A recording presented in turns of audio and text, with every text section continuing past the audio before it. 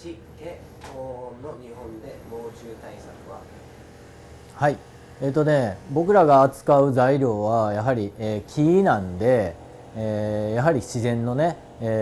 シロアリ、それから腐れっていうものに、水気ですね、湿度などに非常に影響を受けてですね、腐っていくことがあります。で、日本はどのような対策をしているかというとですね、果物の柿ありますね、その柿を腐らして、塗料にして、それを塗ることで、少し、防風効果を出したりですね、それから土ね、赤い土って紅殻って言うんですけども、赤い土っていうものを表面に塗ってですね、ちょっとそういう水気とか、シロアリっていうものから、守るっていうことをしています。で、現在ですね、実際に木を見せるっていうことが